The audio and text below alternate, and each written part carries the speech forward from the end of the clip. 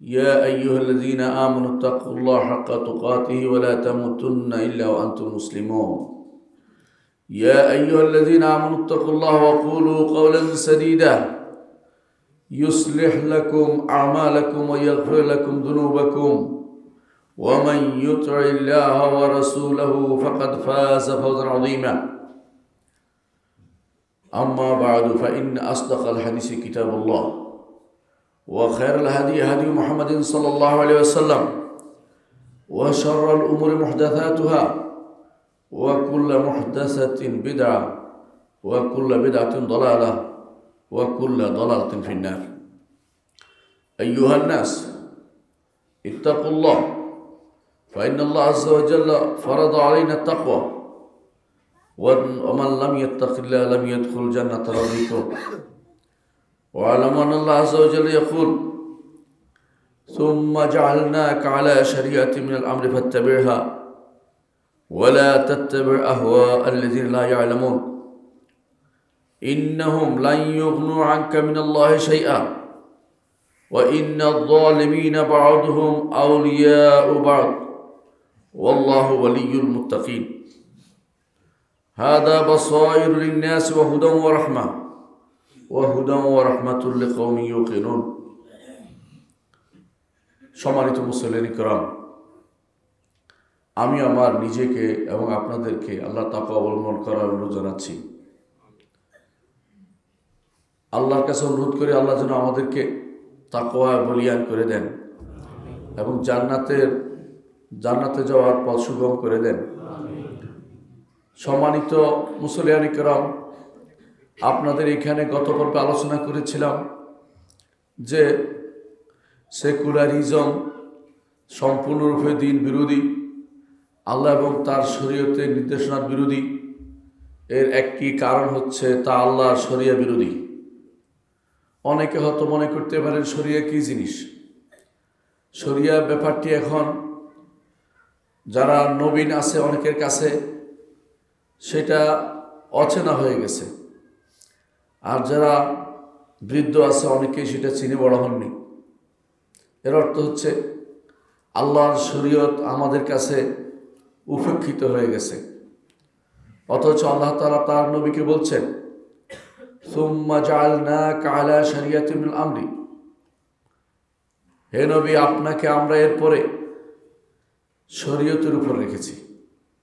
মুহাম্মদ রাসূলুল্লাহ সাল্লাল্লাহু আলাইহি ওয়াসাল্লামকে আল্লাহ তাআলা শরীয়ত দিয়েছেন। এমন কোনো নবী আল্লাহ তাআলা পাঠান নাই যাকে শরীয়ত দেননি। হয় আগের শরীয়ত, না হয় নতুন শরীয়ত প্রদান করেছেন, নতুন করে শরীয়ত প্রদান করেছেন। আল্লাহ তাআলা তার নবীকে বলছেন আপনাকে আমরা শরীয়তের উপর রেখেছি। শরিয়া শব্দের অর্থ হচ্ছে প্রকাশ্য পথ। শরিয়া শব্দের অর্থ হচ্ছে এমন ঘাট যেই ঘাটে নামলে পানি পান করা যায়। জীবন এমন একটি ঘাট, এই জীবনের পানি হচ্ছে শরিয়া।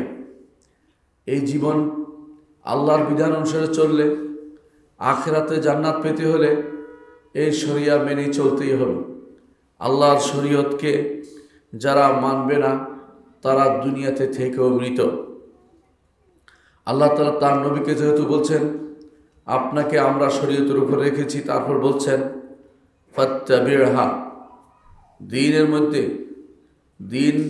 মধ্যে তিনি শরীয়তের উপর আমাদের নবীকে রেখেছেন, অর্থাৎ আমাদেরকেও রেখেছেন। ফাত্তাবি'হা, নবীকে নির্দেশ দিচ্ছেন শরীয়ত অনুসরণ করে চলতে। সুতরাং নবী যে শরীয়তের অনুসরণ করে চলেছেন আমাদেরকেও সেই শরীয়তে অনুসরণ করে চলতে হবে। এটা প্রমাণ করে যে ছোট বড় যা কিছু আমাদের নবী বলেছেন সবটাই শরীয়ত। কোরআনে কারিমে যা এসেছেন সেটাও শরীয়ত, মুহাম্মদ রাসূলুল্লাহ সাল্লাল্লাহু আলাইহি ওয়াসাল্লাম যা বলেছেন সেটাও শরীয়ত, এবং সেটা অনুসরণের নির্দেশ আল্লাহ তাআলা তার নবীকে দিয়েছেন। এবং তার নবী যেহেতু এর দ্বারা আদিষ্টিত, আমরা সবাই এর দ্বারা আদিষ্টিত। আল্লাহ তাআলা এরপর বলছেন ওয়ালা তাত্তাবি'ু আহওয়া আল্লাযিনা লা ইয়ালামুন, যারা জানে না তাদের প্রবৃত্তির অনুসরণ করবেন না। কারা জানে না? যারা শরীয়তের উপর নাই তারা জানে না। জগতের প্রতিটি প্রাণী, প্রতিটি মানুষ, প্রতিটি জিন যারা শরীয়তের উপর নাই তারা জানে না। কারণ শরীয়ত হলো জ্ঞানের ভাণ্ডার, শরীয়ত থেকে জ্ঞান নিতে হবে। আজ শরিয়া উপেক্ষিত হয়ে গেছে, শরিয়া নামটি অনেকের কাছে অসহ্য হয়ে গেছে। আল্লাহ তাআলা নাম দিয়েছেন শরিয়া বিরোধী যে যা আছে সে নাম দিয়েছেন আহওয়া। আহওয়ার তো প্রবৃত্তির অনুসরণ, প্রবৃত্তির অনুসরণ। মন চায় আল্লাহ শরীয়ত বিরোধী পথে চলতে, মন চায় গান শুনতে, মন চায় সিনেমা দেখতে, মন চায় খারাপ ছবি দেখতে, মন চায় আল্লাহর বিরুদ্ধে কথা বলতে, মন চায় স্বাধীনতার নাম দিয়ে যা ইচ্ছা তা করতে। এগুলি সবই প্রবৃত্তির অনুসরণ ব্যতীত আর কিছুই নয়। আল্লাহর শরীয়ত আপনাকে, আল্লাহ শরীয়ত দিয়ে আপনাকে বেঁধে দিয়েছে, এই শরীয়তের বাইরে যাওয়ার আপনার কোনো সুযোগ নেই। আল্লাহর শরীয়তের বাইরে কেউ যদি মনে করে কারোর জন্য আল্লাহর শরীয়তের বাইরে চলার সুযোগ আছে, যেমন চলেছে কারো মতে খিদির আলাইহিসসালাম মুসা আলাইহিসসালামের শরীয়তের বাইরে ছিল, এরকম কেউ যদি মনে করে যে বর্তমানেও কোনো পীর বা কোনো ফকির অথবা কোনো রাষ্ট্রনায়ক বা কোনো সংসদ সদস্য কারোর জন্য আল্লাহর শরীয়তের বাইরে যাওয়ার সুযোগ আছে, তাহলে সে ব্যক্তি ঈমান হারা হয়ে গেছে।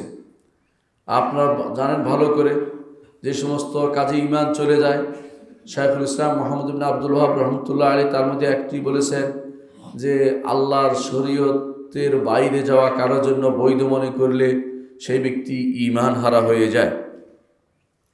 আল্লাহ তাআলা এই জন্য বলছেন ইন্নাহুম লা ইউগনু আনকা মিনাল্লাহি শাইআ, নিশ্চয়ই এরা, হুম কারা, ইন্নাহুম নিশ্চয় এরা, এরা কারা? এরা হচ্ছে যারা শরীয়তের বাইরের লোক। তারা শরীয়তের বাইরের লোক, তাবত কাফের গোষ্ঠী, তাবত মুশরিক গোষ্ঠী, ইহুদিরা, নাসারারা সবাই আল্লাহর শরীয়তের বাইরে।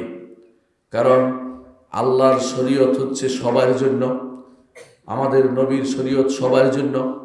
অন্য নবীদের ভিন্ন ভিন্ন শরীয়ত থাকতো, কারণ তারা সার্বজনীন নবী ছিলেন না, এলাকা ভিত্তিক ভিন্ন ভিন্ন নবী আসত। মুসা আলাইহিসসালাম যে এলাকার নবী ছিলেন, খিদির সে এলাকার নবী ছিলেন না। এই জন্য ভিন্ন ভিন্ন ভিন্ন ভিন্ন শরীয়ত ছিল। কিন্তু আমাদের নবীর শরীয়ত আসার পরে পূর্ববর্তী সমস্ত শরীয়তকে আল্লাহ তাআলা রহিত করে দিয়েছেন। এই জন্য তাদের সে সমস্ত শরীয়ত যদি থাকেও, যদি তাদের কিতাবে থাকেও, সেটা আমলযোগ্য নয়। আর যদি আমরা ভালো করে জেনে নেই যে তাদের শরীয়ত নামে যা এখন প্রচলিত তাদের গ্রন্থে আছে, সেগুলি বহু আগেই বিকৃত হয়ে আছে, সুতরাং সেগুলো থেকে কোনোভাবেই কিছু গ্রহণ করার সুযোগ আমাদের নেই। সুতরাং আজ যারাই বিভিন্ন নীতি ও আদর্শ আজ চালু করছেন, বিভিন্ন দেশ থেকে এনে বিভিন্ন আইন ও বিধান চালু করছেন, তাদের মনে রাখা উচিত আল্লাহ তাআলা কি বলছেন। আল্লাহ তাআলা বলছেন ইন্নাহুম লা ইয়াগনু আনকা মিনাল্লাহি শাইআ, নিশ্চয়ই এরা আল্লাহর পাকড়াও থেকে আপনাকে সামান্যতম বাঁচাতে পারবে না। আল্লাহ পাকড়াও কখন করবেন? যখন আল্লাহর বিধানের বিরুদ্ধে যাবে তখনই তো আল্লাহ পাকড়াও করবেন। যেখানে মুহাম্মদুর রাসূলুল্লাহ সাল্লাল্লাহু আলাইহি সাল্লামকে আল্লাহ তাআলা তার হাবিবকে, তার প্রিয় মানুষটিকে ধমক দিচ্ছেন যে আপনাকে তারা যেন তাদের প্রবৃত্তির দিকে নিয়ে যেতে না পারে, প্রবৃত্তির দিকে নিয়ে যেতে না পারে, আপনাকে তারা যেন তাদের এই সমস্ত নীতির দিকে নিতে না পারে। আপনি শরীয়তকে আঁকড়ে ধরুন, শরীয়তকে আঁকড়ে ধরুন, শরীয়তকে আপনি ধরে রাখুন। এরা আপনার কোনো উপকার করতে পারবে না। যখন শরিয়া বিরোধী চললে আল্লাহর আযাব এবং গজব যখন হবে, তখন আপনাকে তারা কোনো উপকার করতে পারবে না। আল্লাহর আযাব এবং গজব থেকে তারা বাঁচাতে পারবে না, দুনিয়াতেও না আখিরাতেও না। আল্লাহর শরীয়তের বিরুদ্ধে চললে কি হবে? আল্লাহ তাআলা বলছেন যে পাকড়াও হবে, আল্লাহর পক্ষ থেকে তাদেরকে বিভিন্নভাবে শাস্তি দেওয়া হবে। এরপর আল্লাহ তাআলা বলছেন ওয়া ইন্নাল যালিমিনা বা'দুহুম আউলিয়াউ বা'দ, জালেমরা একে অপরের বন্ধু। জালেম মানে কাফের, জালেম মানে মুশরিক। কোরআন হাদিসে জালেম বলতে তিন শ্রেণীকে বোঝায়। আল্লাহর সাথে যারা শরীক করে এবং আল্লাহর সাথে যারা কুফরি করে এবং পরস্পর যারা নিজেরা জুলুম করে, সবগুলি কোরআন হাদিসে জালেম।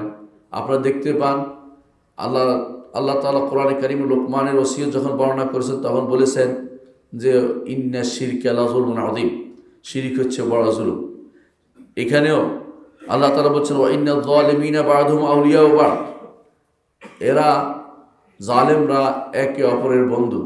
অর্থাৎ আল্লাহর শরীয়তকে দূরে সরিয়ে দিতে, তাদের বিধান প্রবর্তন করতে, আল্লাহর শরীয়ত না মানতে তারা একে অপরকে সহযোগিতা করে যায় জালেমরা। এখনও সে জালেমরা আল্লাহর শরীয়ত বিরোধিতা করার জন্য একে অপরকে সহযোগিতা করে। আপনি দেখবেন এটা স্বাভাবিক নীতি হয়ে গেছে। বিশ্বের বিভিন্ন পট পরিবর্তন হবে, কিন্তু ইসলামের দিকে কোনো পরিবর্তন হয় না। প্রত্যেকে তার মতো করে পরিবর্তন করে নেয়, নতুন কোনো আইডিওলজিতে নিয়ে আসে। কেউ হয়তো আগে একটা করতো, নতুন আরেকটা করছে। ইসলামের জন্য কেউ কান্নাকাটি করার কেউ নেই। ইসলাম আজ গরিব হয়ে গেছে। মুহাম্মদ রাসূলুল্লাহ সাল্লাল্লাহু আলাইহি ওয়াসাল্লাম বলেছেন বাদা ইসলামু গরিবান ওয়া সায়াউদু কামা বাদা ফাতুবা লিল গুরাবা। ইসলাম অপরিচিত হয়ে শুরু হয়েছিল, আবার যেভাবে অপরিচিত হয়েছে সেভাবে অপরিচিত হয়ে যাবে। আজ আল্লাহর শরীয়ত অপরিচিত হয়ে গেছে। আল্লাহর শরীয়ত বুঝে না রাষ্ট্রনায়করা, আল্লাহর শরীয়ত বুঝে না সাংসদরা, আল্লাহর শরীয়ত বুঝে না শিক্ষকরা, আল্লাহর শরীয়ত বুঝে না ছাত্ররা, আল্লাহর শরীয়ত বুঝে না একজন পিতা, আল্লাহর শরীয়ত মেনে চলে না একজন মা, আল্লাহর শরীয়ত মেনে চলে না মেয়েরা, আল্লাহর শরীয়ত কোথাও প্রতিপালিত হয় না, শুধু মসজিদের মধ্যে সীমাবদ্ধ করে দেওয়া হয়েছে। সেখানেও নিজের মন মতো বক্তব্য অনেক সময় দেওয়ার চেষ্টা চালিয়ে যাচ্ছে। এর অর্থ হচ্ছে এমন একটা পরিবেশ আজ তৈরি হয়েছে, জালেমরা একে অপরের বন্ধু হয়েছে। একদিকে তারা বন্ধু, যত কিছুই হোক আল্লাহর শরীয়ত যেন না আসে, আল্লাহর শরীয়ত যেন না আসে, এবারে তারা একমত। অথচ আল্লাহর শরীয়তের উপর থাকতেই হলে ঈমানটা থাকবে, আল্লাহর শরীয়তের উপর না থাকলে ঈমানটা থাকছে না। আল্লাহ তাআলা এই জন্য বলছেন ওয়াল্লাহু ওয়ালিয়ুল মুত্তাকিন। আর জালেমরা একে অপরের বন্ধু শরীয়তের বিরুদ্ধে, আর মুত্তাকিদের বন্ধু হচ্ছে আল্লাহ। আল্লাহ যা দিয়েছেন মুত্তাকিরা তা গ্রহণ করে, আল্লাহর শরীয়তকে মুত্তাকিরা গ্রহণ করে। যারা তাকওয়ার অধিকারী যদি হতে চান, আল্লাহর শরীয়তকে সব সময় আপনার কাছে রাখতে হবে। আল্লাহর শরীয়তের বিরুদ্ধে কোনো বক্তব্য হলে, আল্লাহর শরীয়তের বিরুদ্ধে কোনো বিধান হলে, আল্লাহর শরীয়তের বিরুদ্ধে কোনো আইন হলে সেটা মানা যাবে না, সেটা গ্রহণ করা যাবে না। সেটা যদি মেনে নেন আপনার ঈমান থাকবে না। তারপর আল্লাহ তাআলা বলছেন হাযা বাসায়রুল লিন্নাস, এ হচ্ছে মানুষের জন্য দিব্য দৃষ্টি। মানুষ দুনিয়াতে দেখতে চায়। চোখের দেখা যেমন আছে, অন্তরের দেখাও রয়েছে। চোখ এবং অন্তর দিয়ে ভালো কিছু দেখতে চায়, অবলোকন করতে চায়, জানতে চায় যে আমি চলার পথটা যেন আমার আলোকিত হয়, অন্ধকারে আমি চলতে চাই না। আল্লাহর শরীয়ত আলো নিয়ে এসেছে। আল্লাহর শরীয়ত বাসীরা, চোখের দেখা এবং অন্তর্দৃষ্টিকে উন্মোচন করে দেয়। আল্লাহর শরীয়তকে কেউ মানলে কি হবে? সে আলো পাবে, ওয়াহুদান হেদায়েত পাবে, ও রাহমাত এবং রহমত পাবে। আল্লাহর শরীয়ত মানলে আপনি পথ পাবেন, আলো দেখতে পাবেন। দুনিয়ার বুকে আপনার চোখের সামনে শুধু আলো আর আলো থাকবে, আখিরাতেও পুলসিরাত পার হওয়ার সময় আলো থাকবে। আর দুনিয়ার বুকে আপনি হেদায়েত পাবেন, আর দুনিয়ার বুকে আপনার জন্য রহমত হবে। আল্লাহর বিধান মানা রহমত, আল্লাহর বিধান মানা কষ্টকর নয়। আল্লাহর বিধান মেনে রহমতের ঢালি ছড়িয়েছেন আমাদের খুলাফায়ে কেরাম। আল্লাহর বিধান মানার কারণে শান্তি ছড়িয়েছে সারা দুনিয়াতে। এর অর্থ হচ্ছে যারা আল্লাহর উপর ইয়াকিন রাখিলে কওম ইউকিনুন, তাদের জন্য আল্লাহর শরীয়তের কোনো বিকল্প হতে পারে না। সম্মানিত মুসল্লিয়ানে কেরাম, আল্লাহ তাআলা এই শরীয়ত দিয়ে সেটা শুধু ব্যক্তিগত আমলে সীমাবদ্ধ রাখেননি, ব্যক্তিগত আমলও করতে হবে। আমি ব্যক্তিগত আমল প্রাধান্য দিচ্ছি, কোনো সন্দেহ নেই। কিন্তু শুধু ব্যক্তিগত আমল নয়, এইটার উপর আমল শুধু সুন্নাহ নয়, ফরজ করে দিয়েছেন। অর্থাৎ এটা মানতে আমি বাধ্য, আল্লাহ শরীয়ত মানতে আমি বাধ্য। আল্লাহ তাআলা তার কোরআনে বলছেন ওয়া আনজালা মাআহুমুল কিতাবা বিল হাক্কি, আল্লাহ তাআলা যুগে যুগে নবী রাসূল পাঠিয়েছেন, তাদের সাথে তিনি কিতাব পাঠিয়েছেন। বিল হাক্কি, যথাযথভাবে। হক অর্থ হচ্ছে যদি সংবাদ হয় তা সত্য, আর যদি সেটা বিধান হয় তাহলে ইনসাফপূর্ণ, এটা হলো হক।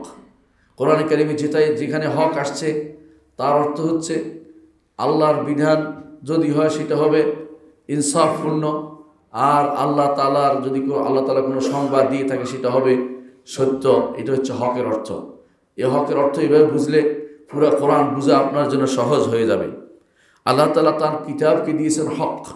হক অর্থ হচ্ছে এই কিতাবে যত সংবাদ আছে তা একেবারে পিওর সত্য, 100% সত্য, এখানে কোনো সন্দেহের লেশমাত্র নেই।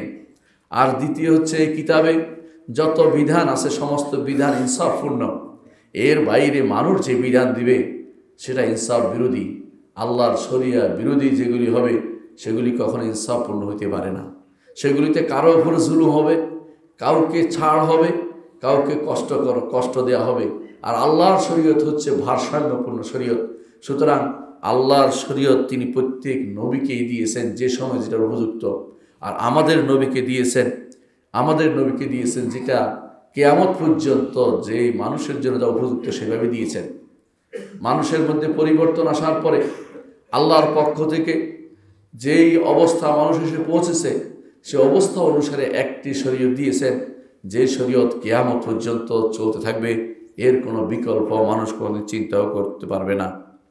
কেন দিয়েছেন শরীয়ত? আল্লাহ তাআলা বলছেন লিয়াহকুমা বাইনান নাসি ফীমা ইখতালাফু ফীহি, মানুষের মধ্যে যে ব্যাপারে মতভেদ হবে সেখানে যেন আল্লাহর শরীয়ত, আল্লাহর কিতাব, আল্লাহর বিধান দিয়ে ফয়সালা করা যায়। এটা আল্লাহর নির্দেশ। নবী রাসূলদেরকে যে কারণে পাঠিয়েছেন তা হচ্ছে যেন শরীয়ত বাস্তবায়ন করা হয়, শরীয়তের উপর রেখেছেন বাস্তবায়ন করার জন্য। মানুষের মাঝে যে সমস্ত বিবাদ বিসংবাদ হবে সেগুলোতে কিভাবে তাদের মধ্যে ফয়সালা করা যায় সেই জন্য আল্লাহ তাআলা তার শরীয়তকে দিয়েছেন। সূরা বাকারা 213 নম্বর আয়াতে সেটা পাবেন। আরেকটি আয়াতে আল্লাহ তাআলা আমাদেরকে সরাসরি নির্দেশ দিয়েছেন তার শরীয়ত মানার জন্য, এবং শরীয়ত না মানলে কী হবে সেটাও বলছেন। সূরা ইউসুফের 40 নম্বর আয়াতে আল্লাহ তাআলা বলছেন ইনিল হুকমু ইল্লা লিল্লাহ, হুকুম তো একমাত্র আল্লাহ তাআলার পক্ষ থেকে আসবে, আইন আল্লাহ তাআলার পক্ষ থেকে আসবে, বিধান আল্লাহ তাআলার পক্ষ থেকে আসবে। আমার আল্লাহ তা'বুদু ইল্লা ইয়্যা, আল্লাহ নির্দেশ দিচ্ছেন একমাত্র তারই ইবাদত করতে। তার হুকুমের সাথে ইবাদতের কি সম্পর্ক? হুকুমের সাথে ইবাদতের সম্পর্ক হচ্ছে যে আল্লাহর বিধান মানা ইবাদত, আল্লাহর বিধান মানা ইবাদত, আল্লাহর বিধানের অনুসারে বিচার করা ইবাদত, আল্লাহর বিধান মানাও ইবাদত। সুতরাং কেউ যদি উপর ভিন্নটা করে তাহলে সে আল্লাহর ইবাদত করলো না, অন্য কারো ইবাদত সে করলো। আল্লাহ তাআলা বলছেন আমার আল্লাহ তা'বুদু ইল্লা ইয়্যা, তিনি ব্যতীত আর কারো ইবাদত করতে তিনি শুধু তারই ইবাদত হবে নির্দেশ তিনি দিচ্ছেন। যালিকা দ্বীনুল কাইয়্যিম, এ হচ্ছে প্রতিষ্ঠিত দিন। মানে যেটা আল্লাহ প্রতিষ্ঠা করে দিয়েছেন, জানিয়ে দিয়েছেন, যেটা মানুষের জন্য প্রতিষ্ঠা করতে হবে সেই দিনকে আল্লাহ দিচ্ছেন। ওয়ালাকিন্না আকসারান নাসি লা ইয়ালামুন, অনেক মানুষ সেটা জানে না, অনেকে সেটা জানে না।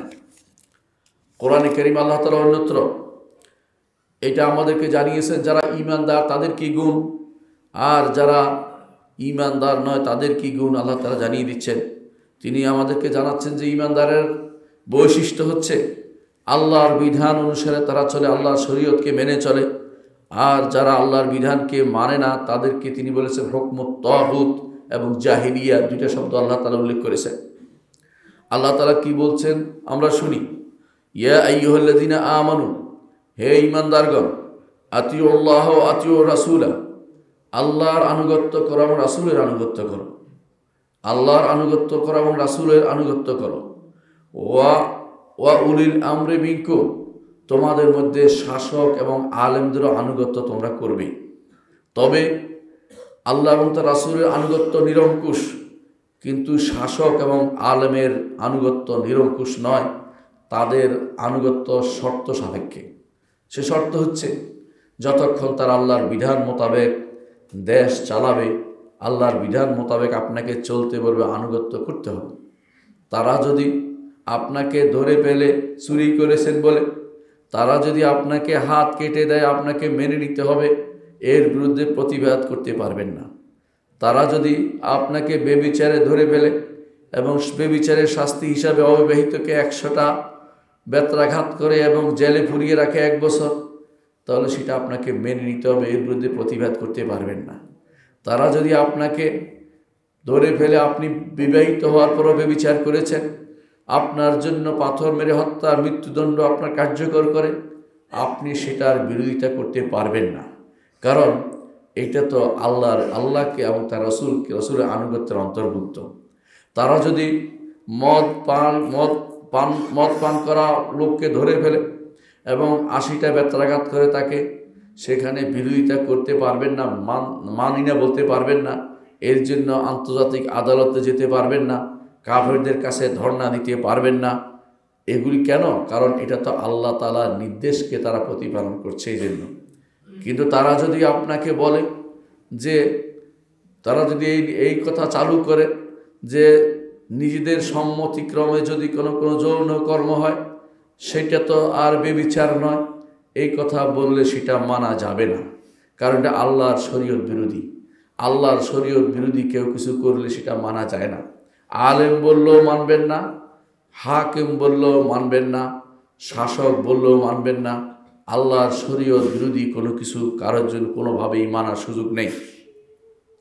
আল্লাহ তাআলা বলছেন আমাদেরকে আনুগত্য করতে, আল্লাহ তার রাসূলের এই 2 আনুগত্য নিরঙ্কুশ, এখানে কোনো রকমের এদিক সেদিক করার সুযোগ নেই।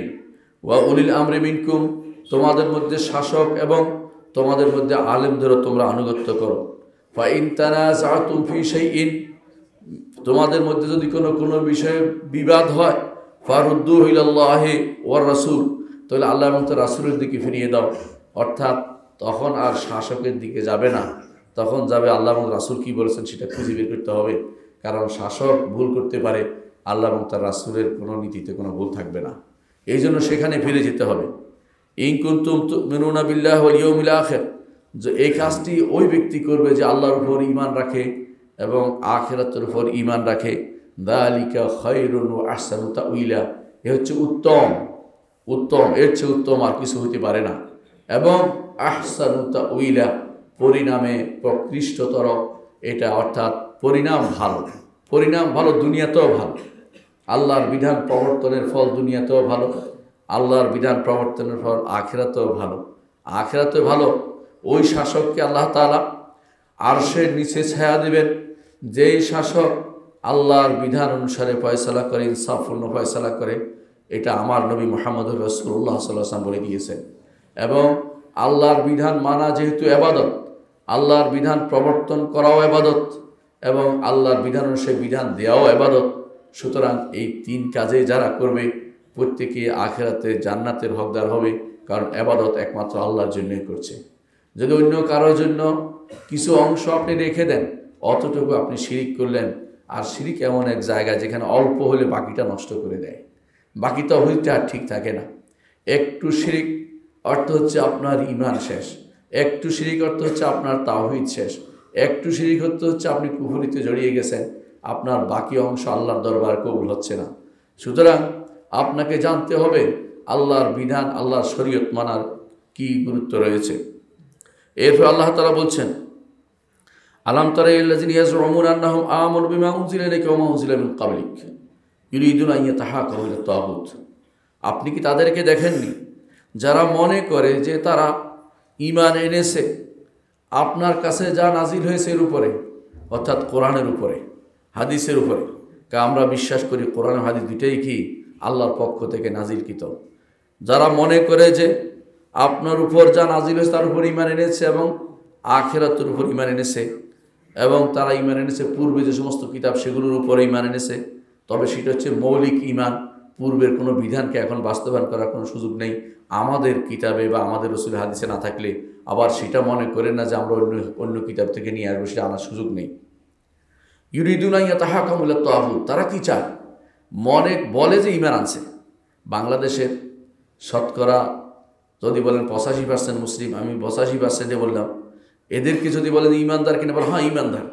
কিন্তু যখনই বলবেন যে আল্লাহর শরীয়তের কাছে মাথা নত করে, তখনই তাদের কাছে ইয়াসুদ্দুন আনকা সুদুদা, আপনার থেকে মুখ ফিরিয়ে নেবে, বলবে যে এরা তো দেখতেছি প্রতিক্রিয়াশীল, এরা প্রতিক্রিয়াশীল, এরা অমুক, এরা অমুক, এরা ধর্মান্ধ, এরা বিভিন্ন নাম দিয়ে আপনাকে অপমানিত করবে। অথচ আল্লাহর শরীয়তকে মানতে আপনি বাধ্য। এটা হুজুর যে বলেছে সে তো আপনাকে স্মরণ করে দিচ্ছে, এ তো তার উপর দায়িত্ব হচ্ছে আপনাকে স্মরণ করে, তা করছে, সে তো অপরাধ করছে না, সে ভালো কাজ করছে। সুতরাং তার বিরুদ্ধে আপনার খেপার কারণটা কি? কারণ হচ্ছে আপনি চাচ্ছেন ইরিদুনাইয়া তাহা কামিল তাগুত, আপনি মুখে ইমানদার থাকবেন, কর্মে আপনি ইমানদার থাকবেন না, তাগুতের কাছে আপনি বিচার প্রার্থী হচ্ছেন। তাগুত কি জিনিস? তাগুত হচ্ছে ইবনে কাইয়িম রাহমাতুল্লাহ আলাইহি সুন্দর একটা সংজ্ঞা দিয়েছেন। তিনি বলেছেন কুল্লু মা তাজাওয়াজা বিহিল আবদু হাদ্দাহু, একজন দাসের যে একটা সীমা আছে, দাসের সীমা অতিক্রম করে কোনো ব্যক্তি যদি কোনো বিষয়ে যদি সে অনুসরণের দিক থেকে হোক বা আবাদতের দিক থেকে হোক, আবাদত একমাত্র আল্লাহকে করতে হবে, আরেকজনকে করেছে, সুতরাং সে আরেকজনকে তাগুত বানিয়েছে।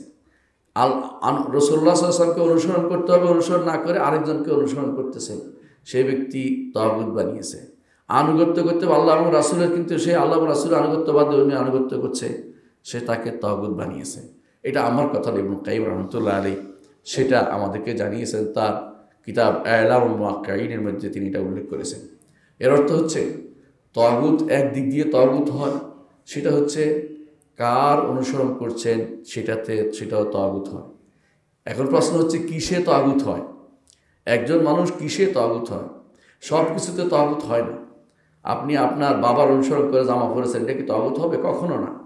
তাগুত হতে হলে আল্লাহ তাআলার সাথে সম্পৃক্ত বিষয় হতে হবে। আল্লাহ তাআলার সম্পৃক্ত বিষয় হচ্ছে কেউ যদি কোনো ইবাদত সত্তা হিসেবে আল্লাহ তাআলার মতো আরেকটা সত্তা সাব্যস্ত করে, অথবা আল্লাহ তাআলার কর্মের মতো আরেকটা কর্ম সাব্যস্ত করে, শরীয়ত দেওয়া হচ্ছে আল্লাহর কর্ম। এখন কেউ যদি অন্য কারো থেকে শরীয়ত নেয়, তাহলে সে আল্লাহর কর্মকে আরেকজনকে দিয়ে দিল। অনুরূপভাবে আল্লাহর নামগুলিকে কোনো সৃষ্টির কারোর জন্য দিয়ে দিল। যেমন আল্লাহ তাআলা হচ্ছেন হাকাম, তার নাম হচ্ছে হাকাম। ইলাইহিল হুকুম, হাদিসে আছে রাসূলুল্লাহ সাল্লাল্লাহু আলাইহি ওয়াসাল্লাম বলেছেন ইন্নাল্লাহু হুয়াল হাকাম ওয়া ইলাইহিল হুকুম। আল্লাহ তাআলা হচ্ছে হাকাম, তার কাছে হুকুম নিতে হবে। হাকাম হচ্ছে মহাবিচারক, তার কাছ থেকে হুকুম নিতে হবে।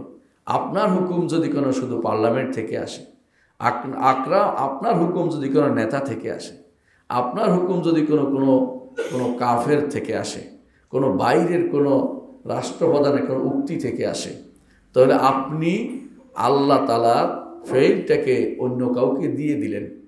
এই জন্য আপনার এটা শিরক। বুঝতে পারছেন কথাটা? এর অর্থ হচ্ছে কিভাবে হয়, সেটা হচ্ছে কি করে হয়, কি দিয়ে হয়, দুইটা জিনিস আমি বলছি। হয় যখন সীমা লঙ্ঘন করবেন, সৃষ্টির সীমা লঙ্ঘন করে সৃষ্টিকে আনুগত্য, ইবাদত এবং অনুসরণের দিক থেকে যে আল্লাহ সীমা দিয়েছেন সেটাকে সীমা অতিক্রম করবেন, তখন আপনি তাগুত হবেন। আর কিসে হয়? যখন আল্লাহ তাআলার কোনো বিষয়ে সেই ব্যক্তি সৃষ্টিকে তার সাথে শরীক করে। আল্লাহ তাআলার বিষয়গুলি কি? 5টি বিষয়কে সবসময় স্মরণ রাখবেন। আল্লাহ তাআলার সত্তা, আল্লাহ তাআলার নাম, আল্লাহ তাআলার গুণ, আল্লাহ তাআলার কর্ম এবং আল্লাহর অধিকার। এগুলিকে যদি কেউ অন্য কাউকে প্রদান করে, সে ব্যক্তি তাকে তাগুত বানিয়ে ফেলবে। যে দিল সে তাগুত বানালো, কিন্তু যদি কোনো যাকে দেয়া হয়েছে রাজি না থাকে, সে তাগুত হবে না। যেমন নাসারারা এটা দিয়েছে ঈসা আলাইহিস সালাতু ওয়াস সালামকে। তিনি এইটা কখনো বলেন নাই যে আমাকে তোমরা আল্লাহর সন্তান মনে করো, আমাকে তোমরা ইবাদত করো, এটা কিন্তু বলেন নাই।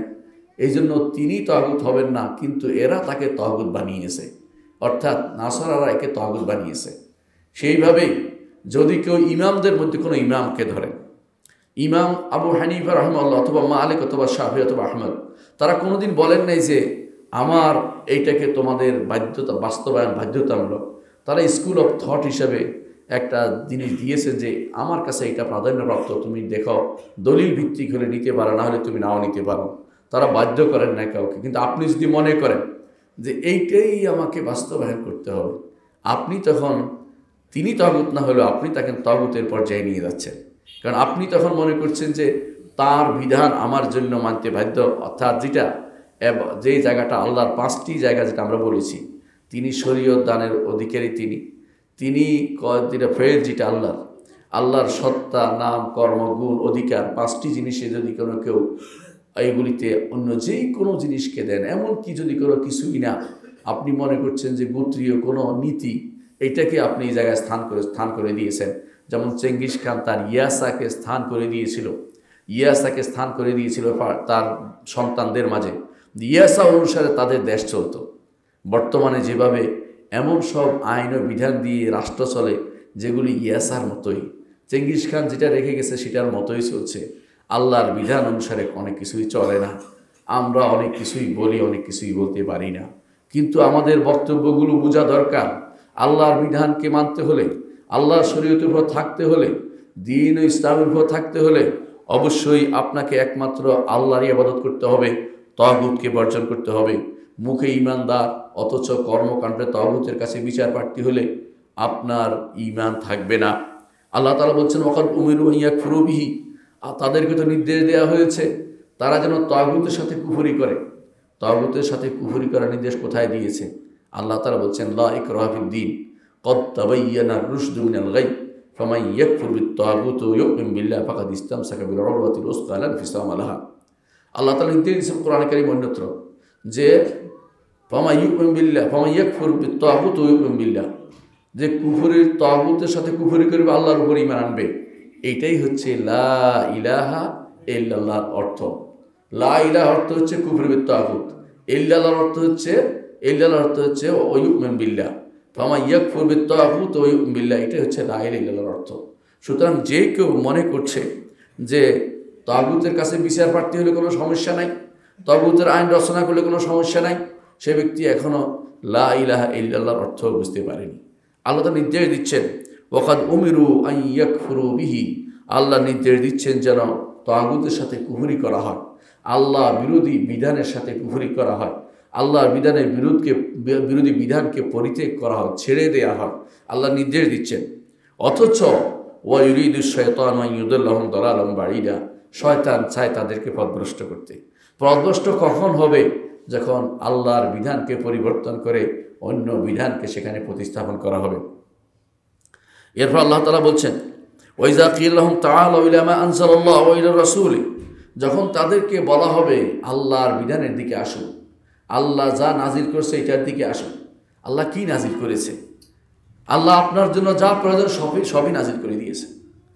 আল্লাহ রাসূল সাল্লাল্লাহু আলাইহি ওয়াসাল্লাম সবই বর্ণনা করে গেছে।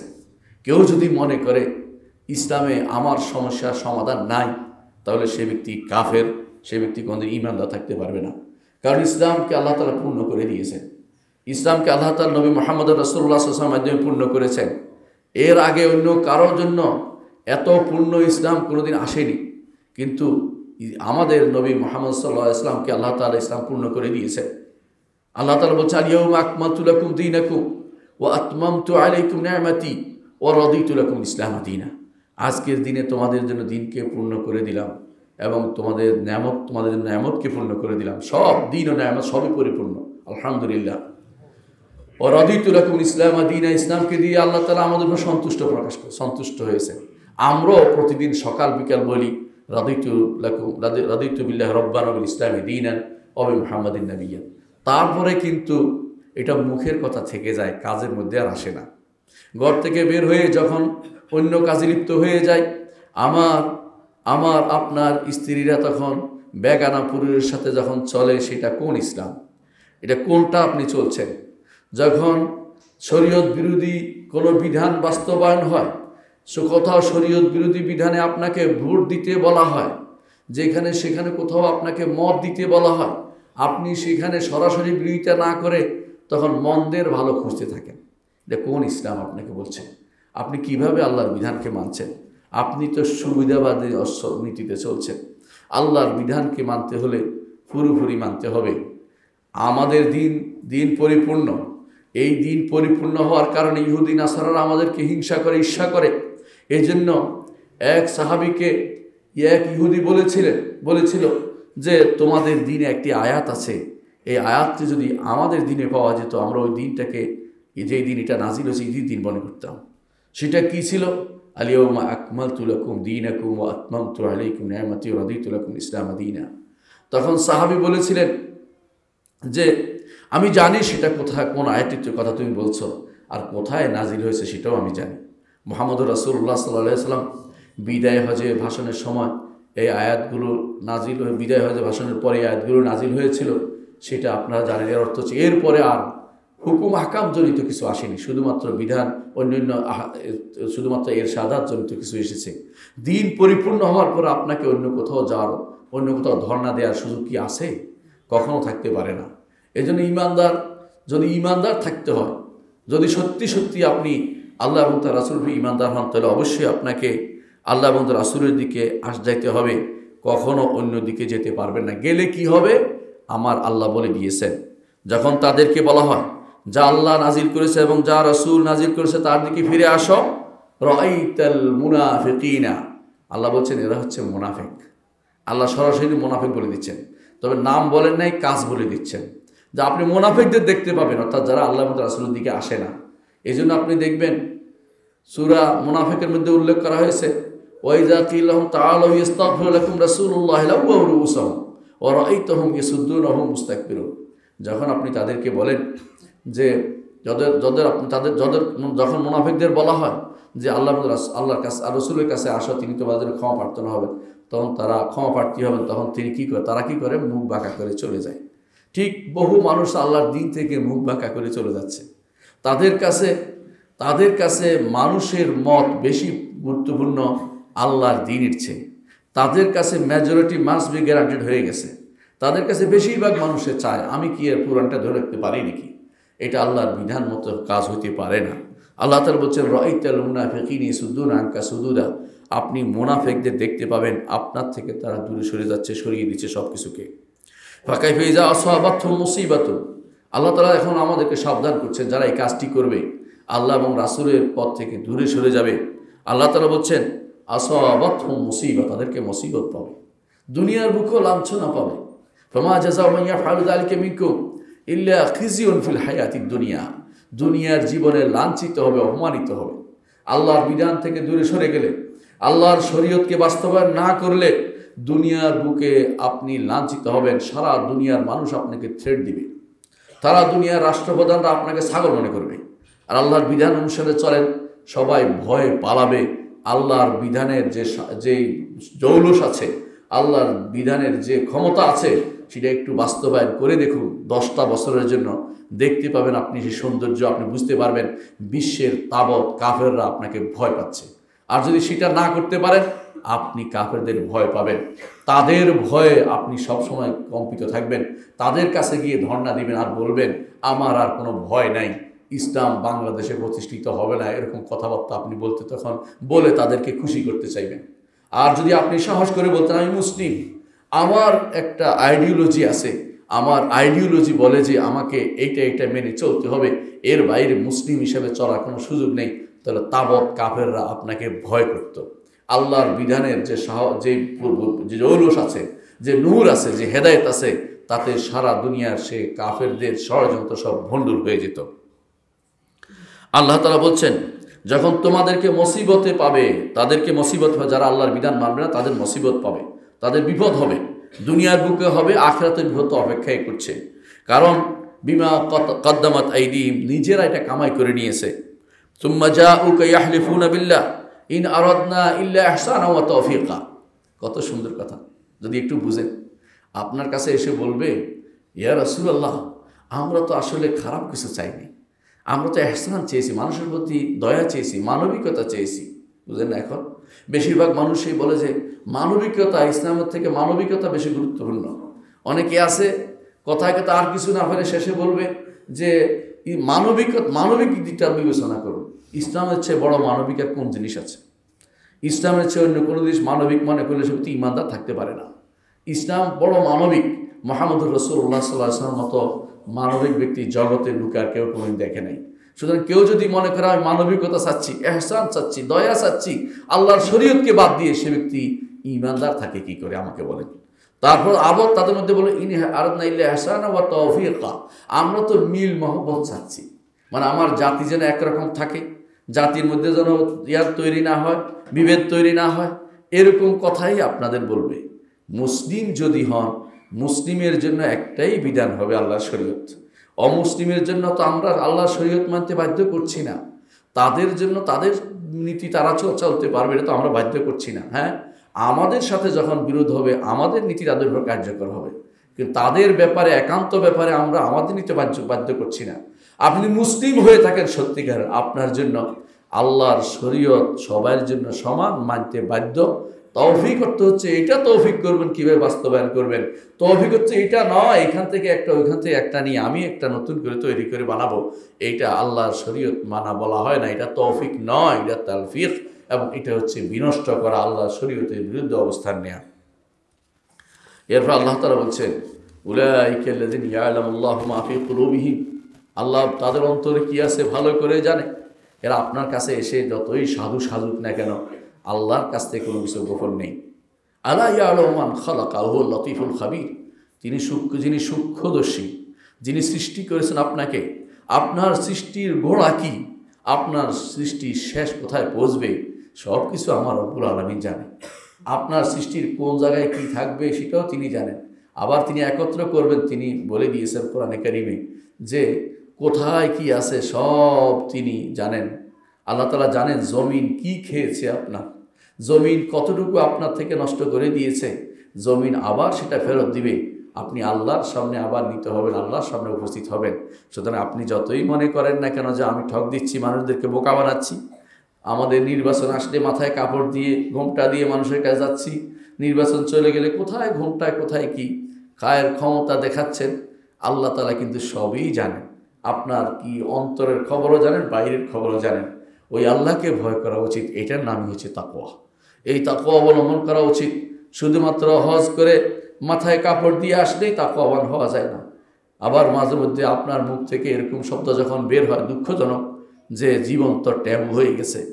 যখন আল্লাহর শরীয়ত যারা মানে তাদেরকে আপনি অপমানজনক বক্তব্য বলবেন, এর অর্থ হচ্ছে আপনার আল্লাহর শরীয়তের বিরুদ্ধে অবস্থান নিলেন। যখন দাড়িওয়ালাদেরকে অপমান করবেন, যখন আল্লাহর বিধান যারা প্রবর্তন করতে চায় তাদের বিরুদ্ধে অবস্থান নেবেন, আল্লাহর বিধানের কথা যখন বলা হবে তখন আপনি সেটা শুনতে চাইবেন না, তখন আপনার অন্তরে কি আছে সেটাও আল্লাহ জানেন, এবং সেটার জন্য আপনি প্রস্তুত থাকুন। কবরে যাওয়ার সময় আল্লাহ মিল্লাতে রাসূলিল্লাহ আপনাকে দেওয়া হচ্ছে না, আল্লাহর মিল্লাতে ইহুদ ওয়ান নাসারা আপনি কবরে যাবেন। আর কবরে গেলে প্রশ্ন উত্তর দেওয়ার জন্য আপনি প্রস্তুত থাকেন।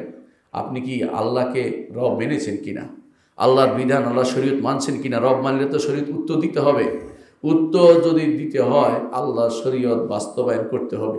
আপনার বিশ্বাস আছে কিনা আমি জানি না, বেশিরভাগ মানুষই কি বিশ্বাস করে কবরের উপরে প্রশ্ন উত্তর দিতে হবে। এই প্রশ্নের উত্তর যদি বিশ্বাস থাকে তাহলে অন্যায়টা করতে পারে না।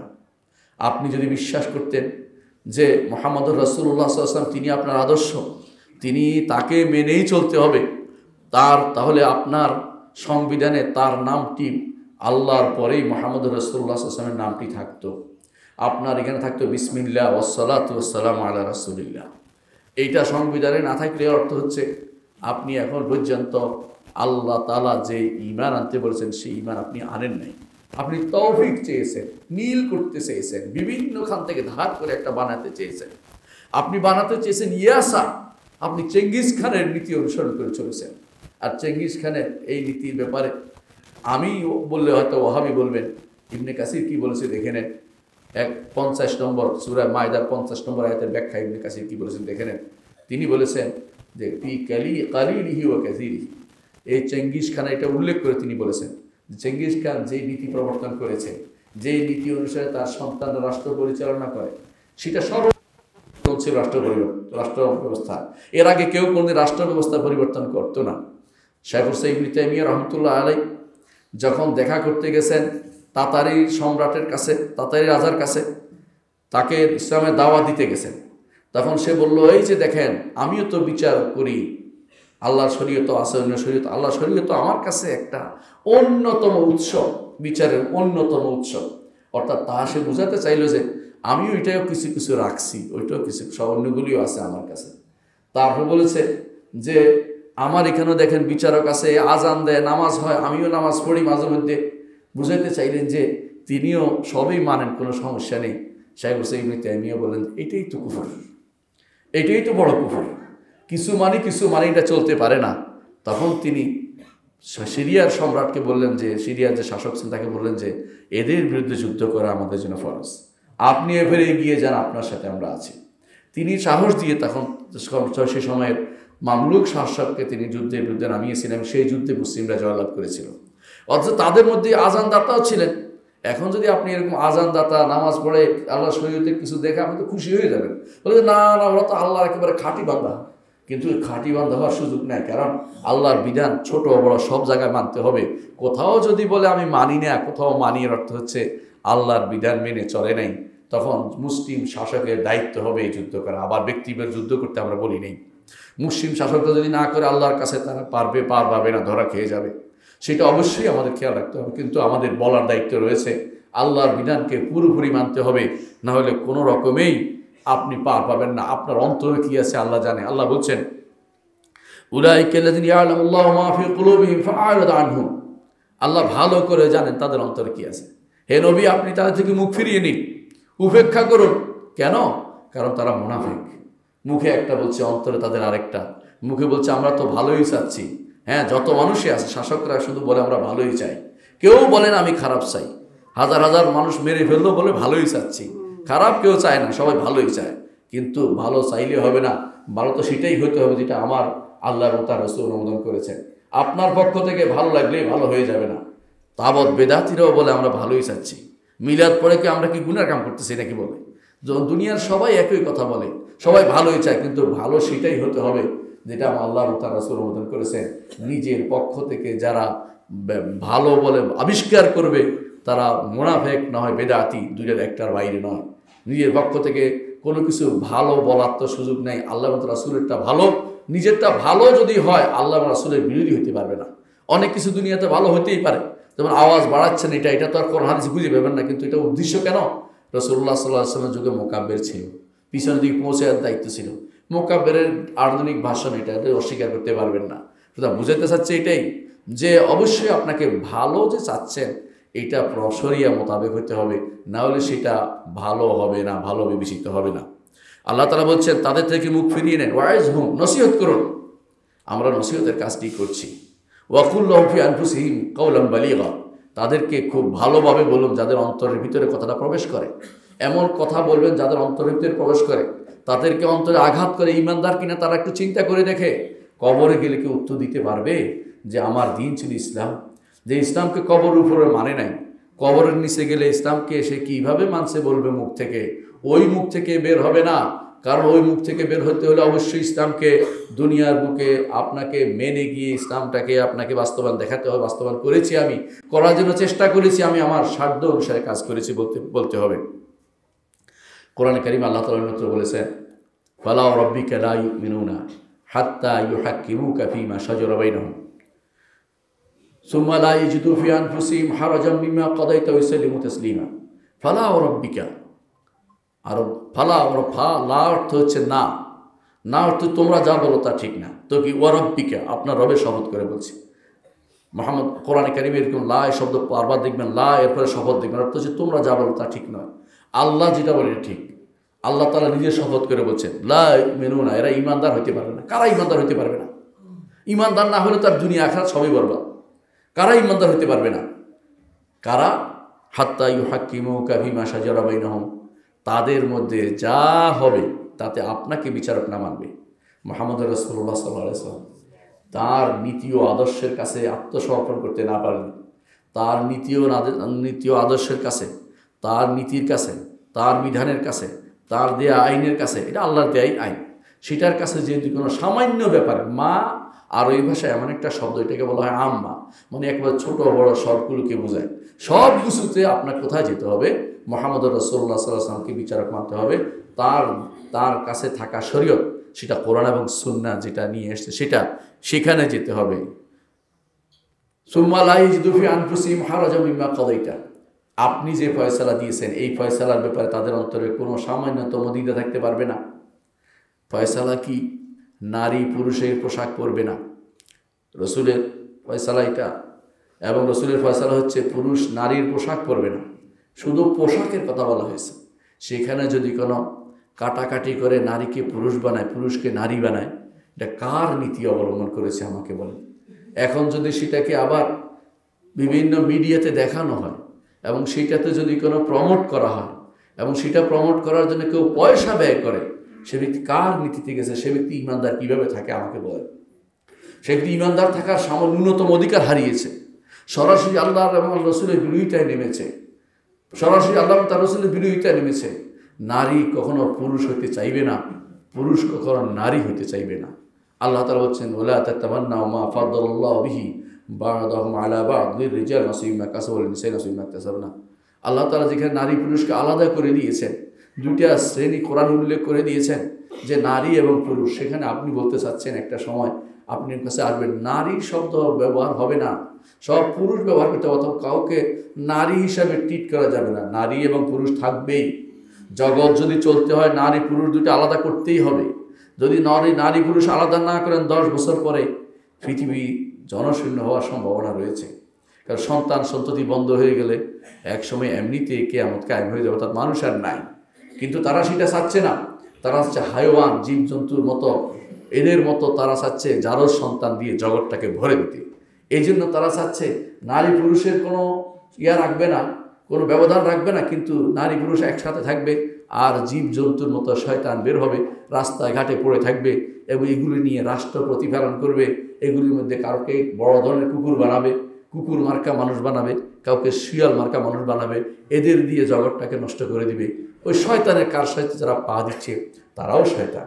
তারা কি না বুঝে করে? এটা সব বুঝে শুনে করছে। না বুঝে এটা করতে পারে না, বিশাল কাজ, এটা যজ্ঞ। না বুঝে মানুষের সামান্যতম সময়ের জন্য ভুল করতে পারে, ঘন্টার পর ঘন্টা, দিনের পর দিন, বছরের পর বছর ধরে ভুল করে যাচ্ছে, এর জন্য পয়সা ব্যয় করে যাচ্ছে। না বুঝে করছে না, এরা বুঝে শুনে করছে। এরা আল্লাহর বিধানের বিরুদ্ধে নামছে, আল্লাহর শরীয়তের বিরুদ্ধে নেমেছে। আল্লাহ তাআলা বলছেন, সুম্মা হাত্তা ইউহাক্কিমুকা ফীমা শাজারা বাইনাহুম সুম্মা লা ইয়াজিদু ফী আনফুসিহিম হারাজাম মিম্মা কাদাইতা। আপনি যে ফয়সালা দিবেন, এই ফয়সালার ব্যাপারে তাদের অন্তরে কোনো দ্বিধা থাকতে পারবে না, যে আমি এটা কেন রাসূল এটা বললেন, কেন এটা বললেন, এই কথা বলতে পারবে না। ওই ইউসাল্লিমু তাসলিমা, মানার মতো মানতে হবে, মানার মতো মানতে হবে। সুতরাং আপনার আমার যে কর্তব্য সেটা আমি বলে যাচ্ছি, সেটা হচ্ছে যে অবশ্যই আল্লাহর শরীয়তকে আমাদের সামনে রাখতে হবে সবসময়। আল্লাহর শরীয়ত অনুসারে চলতে হবে, আল্লাহর দেয়া পথে চলতে হবে, অন্য পথে চলতে পারবেন না। আল্লাহর শরীয়তকে যে ব্যক্তি অবজ্ঞা করবে সে ব্যক্তি কাফের বলে বিবেচিত হবে। এ বিষয়ে আগামী খুতবা ইনশাআল্লাহ আরও বিস্তারিত আলোচনা করার আশা রাখি। আল্লাহ আমাদের তৌফিক দান করুন। আকুলু কাওলি হাযা ওয়া আস্তাগফিরুল্লাহ লি ওয়া লাকুম ওয়া লিসাইরিল মুসলিমিনা ফাস্তাগফিরু ইন্নাহু হুয়াল গফুরুর রহিম।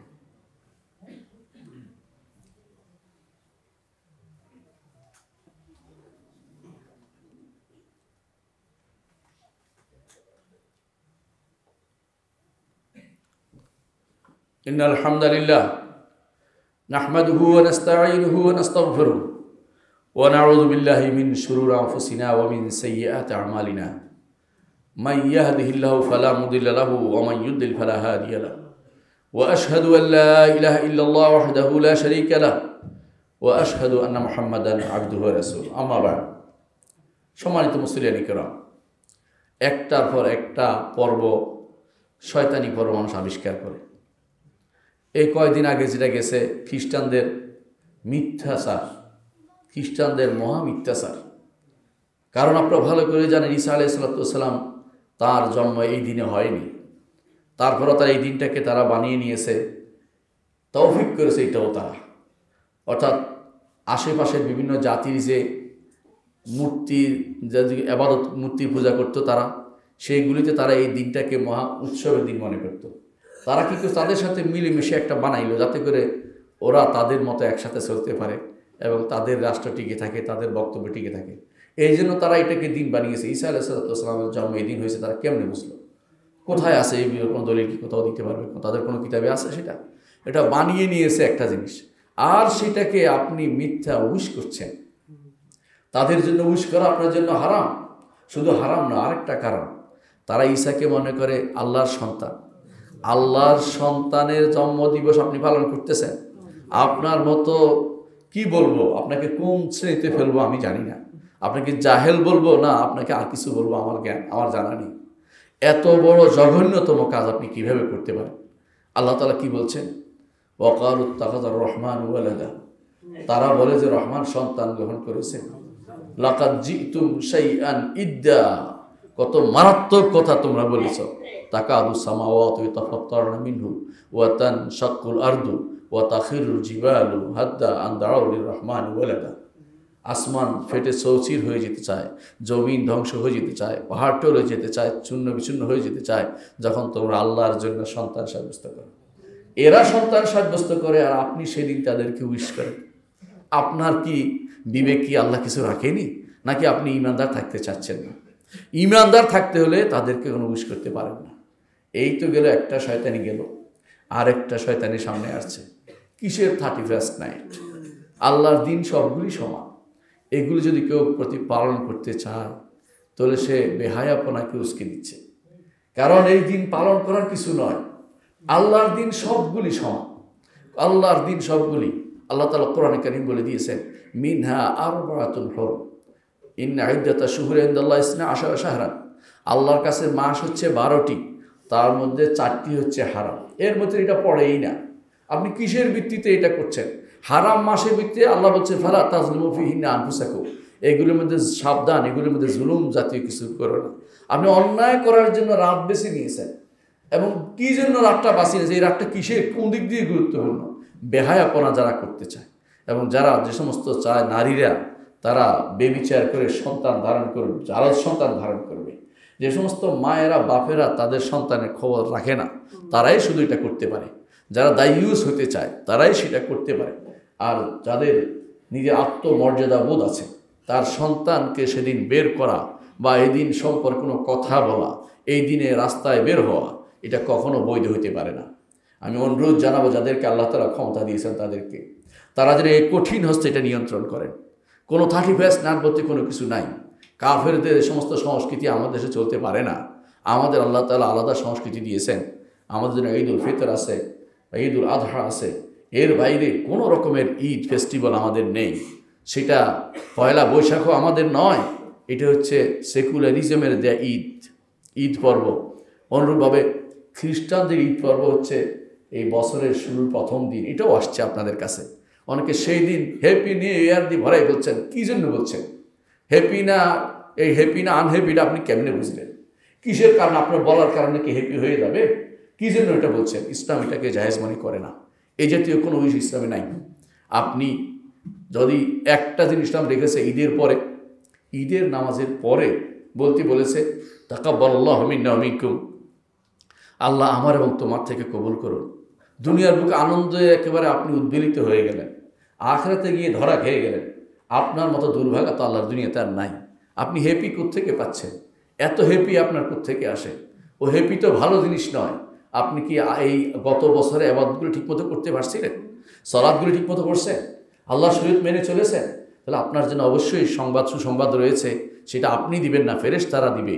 মৃত্যুর সময় আপনাকে বলবে ইন্নাল্লাযীনা ক্বালু রাব্বুনাল্লাহু সুম্মা ইসতাকামু তাতানাজ্জালু আলাইহিমুল মালায়েকা আল্লা তাখাফু ওয়া লা তাহজানু ওয়া আবশিরু বিল জান্নাতি আল্লাতী কুনতুম তুআদুন। এই হ্যাপি ফেরেশতারা আপনাকে জানাবে, যদি আপনি দিন মেনে চলতে পারেন, মৃত্যুর মাথায় যেতে পারেন, সেই সময় পর্যন্ত গড়গড়া পর্যন্ত ঈমানের উপর টিকে থাকতে পারেন, তখন আপনাকে ফেরেশতারা হ্যাপি দিবে, কোনো সন্দেহ নাই। ও আবশিরু বিল জান্নাতি আল্লাতী কুনতুম তুআদুন। এর আগে দুনিয়ার বুকে আপনার হ্যাপি কোত্থেকে আসে? আপনার কি জান্নাতের ফয়সালা হয়ে গেছে? কিসের হ্যাপি আপনি একে অপরকে জানাচ্ছেন? এটি বেদাত, এটি কেউ করবেন না। কেউ এই মেসেজ দিবেন না। এই মেসেজ দেওয়া শরীয়তে বৈধ নয়, এই মেসেজ দেওয়া জায়েজ নয়। এই জাতীয় কোনো দিবস পালন ইসলামে জায়েজ নেই, কোনো দিবস পালন ইসলামে নাই। এমনকি মহরমের প্রথম দিন পালন ইসলামে জায়েজ নাই। অনেকে হয়তো মনে করতে পারেন আমরা তাহলে আরবি মাস কেন পালন করি না? আমরা কোনোটাই পালন করি না। আমরা আল্লাহ তাআলা যেটা বলছেন সেটাই শুধুমাত্র মেনে চলি। এর বাইরে আমরা কোনো দিবস পালনকে বৈধ মনে করি না। এজন্য কোনো দিবসের সাথে সংশ্লিষ্ট কোনো কিছু বৈধতা দিবেন না। সেগুলি আপনার প্রতিষ্ঠানে সেগুলিতে কোনো রকমের ছুটি দিবেন না। এই জাতীয় ছুটি দেওয়া ইসলাম জায়েজ নাই। কেন আপনি ছুটি দিবেন? 31st নাচতে আপনার সন্তানদেরকে বেঁধে রাখুন, ঘরের মধ্যে ছেলে মেয়েদেরকে বেঁধে রাখুন, কোনোবার বের হইতে না পারে। আপনি সাহসী হন, আপনার সন্তানদেরকে ব্যক্তিত্ববান তৈরি করুন, তাদেরকে স্রোতে গা ভাসিয়ে দেওয়ার মতো লোক বানাবেন না। আল্লাহ আমাদেরকে বুঝার তৌফিক দান করুন। আল্লাহ ওয়াসাল্লু আলা সাইয়্যিদিল বাশারিয়া মুহাম্মদ ইবনে আবদুল্লাহ কামা আমারা আল্লাহু ওয়া জাল্লা ফি কিতাবিহি ওয়া যান্না বিমালাইকাতিল মুসাব্বিহাতিল কুদসি وثلث بكم أيها المؤمنون فقال تعالى مخبرا وآمرا إن الله وملائكته يصلون على النبي يا أيها الذين آمنوا صلوا عليه وسلموا تسليما وقال النبي صلى الله عليه وسلم من صلى عليه مرة صلى الله به عليه عشرا اللهم صل على محمد وعلى آل محمد كما صليت على إبراهيم وعلى آل إبراهيم إنك حميد مجيد